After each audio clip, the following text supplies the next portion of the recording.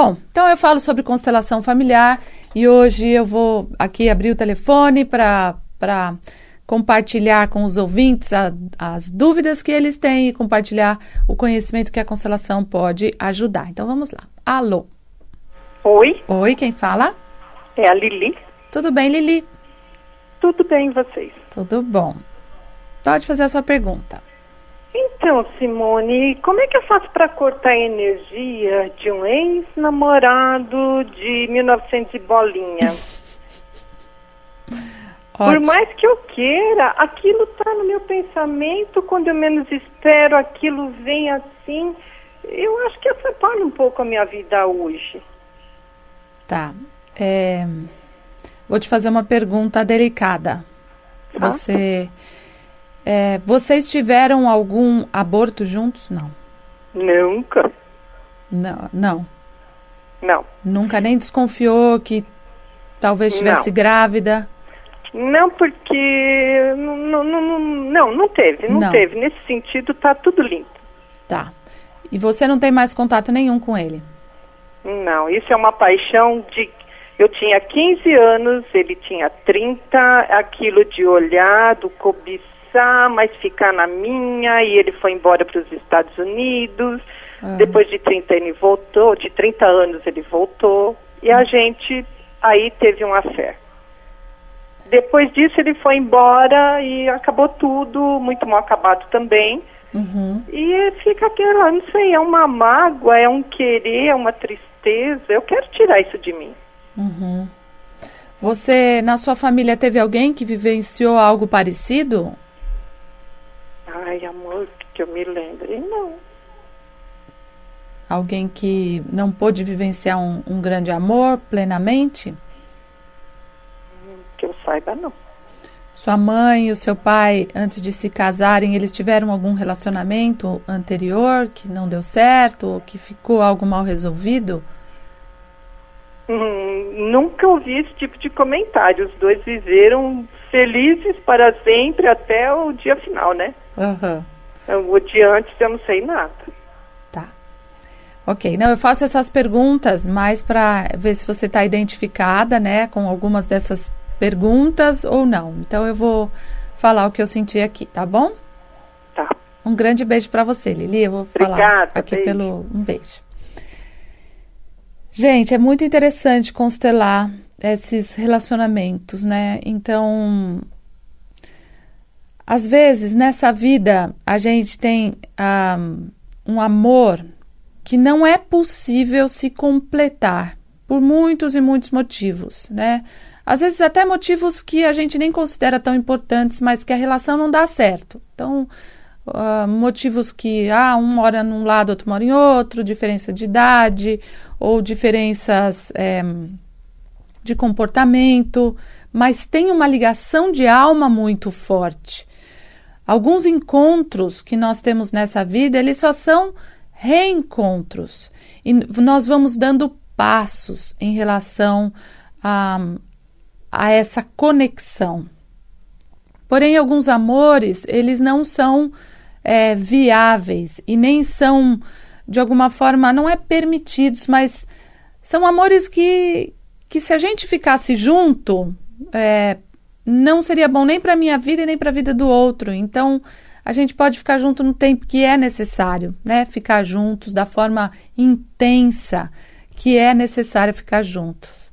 E eu já vi isso e vi muito, e às vezes vem, né, a frase de que estamos vivendo ao mesmo tempo, encarnados ao mesmo tempo nesse planeta, mas nós não podemos realmente nos encontrar. E conviver com isso é também uma experiência de vida, né? Uma experiência de que eu tenho isso e eu aceito que é assim, aceito os momentos que eu vivi com essa pessoa, e esses momentos, olha, vou te falar, Lili, talvez tenham, eu não sei o quanto realmente foi tão bom viver com essa pessoa, esses momentos que vocês viveram, mas tem pessoas que passam encarnações para saber o que é realmente viver uma ligação, uma conexão tão forte. Então, se sinta feliz por ter vivenciado isso.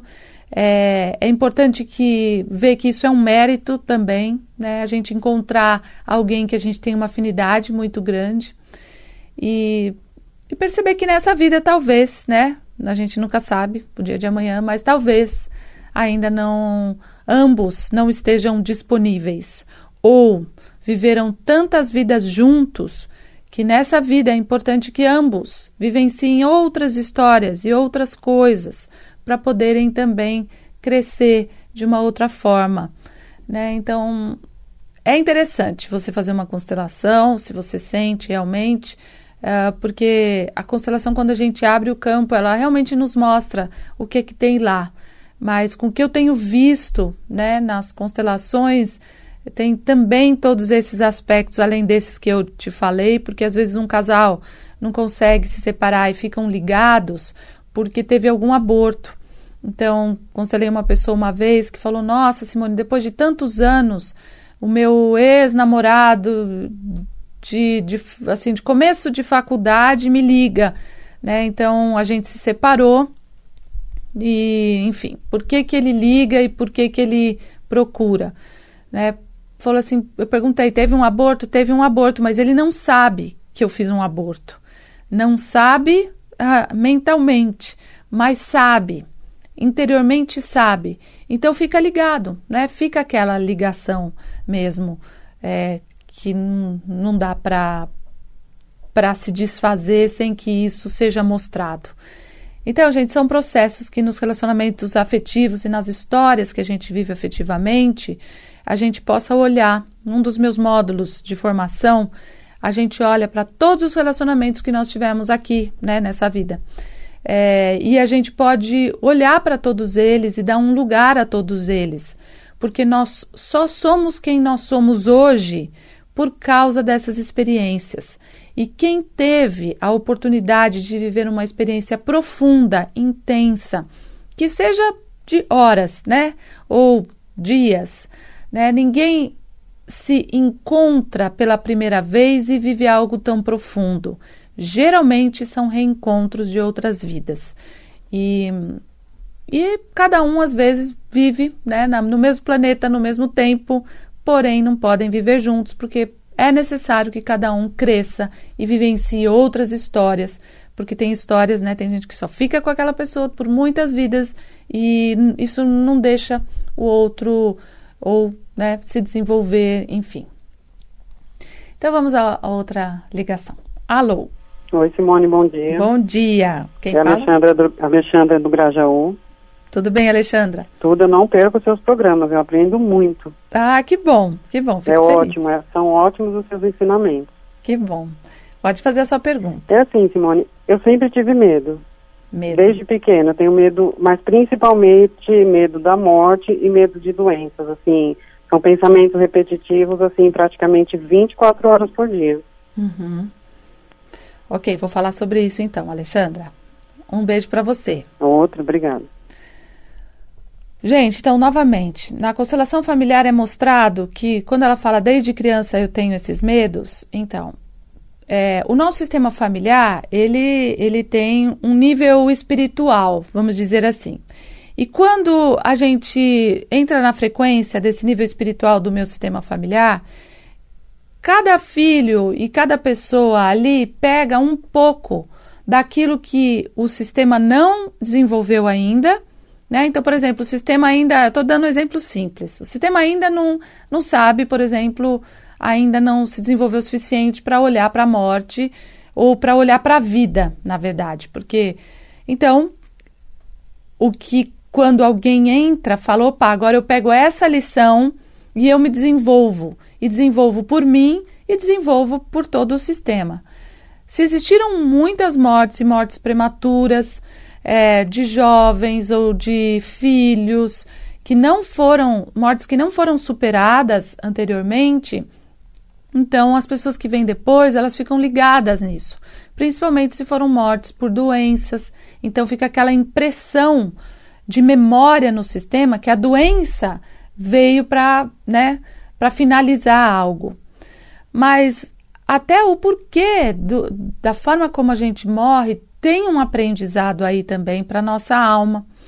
Uma das coisas que eu aprendi é a gente, quando começa a meditar e começa a se conectar com a nossa própria experiência, não é mental, não é lendo um livro, mas quando a gente começa a acessar o outro lado, através das meditações, né, através de grupos de meditações, cada um encontra o que gosta, mas das experiências espirituais, eu já vivi, por exemplo, experiências, eu já, né, participei do grupo do Dr. Fritz, né, uma época, e eu via coisas lá que eu falei, meu Deus do céu, Deus existe aqui, né? Então, encontrar Deus na natureza, nesses milagres espirituais, nas nossas experiências espirituais de projeção astral durante o sono, que a gente vai para esse outro lado, que é só um sonho, gente, é só virar, né? Tanto é que a gente está no mundo espiritual quando a gente dorme. E aqui, né, a gente dorme lá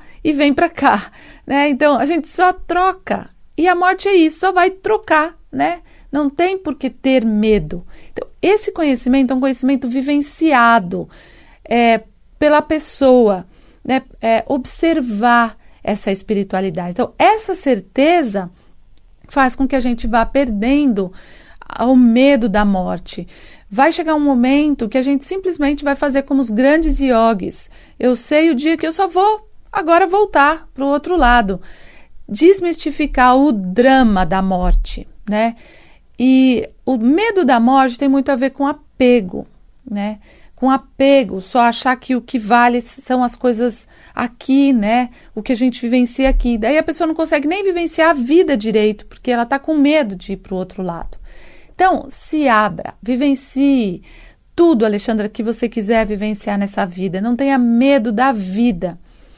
O medo da morte também pode vir de alguma culpa em relação a alguma encarnação anterior, onde a pessoa fez algo e se sentiu culpada por ter morrido por aquilo. Então, de repente, foi fazer alguma coisa que não sabia fazer e morreu, né? Então, ela se culpa por aquilo. Então, nessa vida, ela fica com medo de vivenciar tudo, né? As doenças, elas sempre trazem um grande aprendizado e sempre mostram uma correção que nós precisamos fazer na nossa natureza, na nossa vida. Então, talvez você tenha usado mal o seu corpo em outras vidas, tenha ficado doente por ter usado mal, por não ter cuidado, e daí sente culpa também, agora fica com medo de ficar doente. Então, a gente faz o que pode. Então, nessa vida, se tratar do seu corpo, fazer exercício físico, cuidar da parte espiritual, fazer meditação, se conectar com essas frequências boas espirituais, não entrar nesse campo maior. Gente, existe uma lei da gravidade, que é a lei da gravidade normal, né, que puxa a gente para baixo, que cai, né, a caneta cai.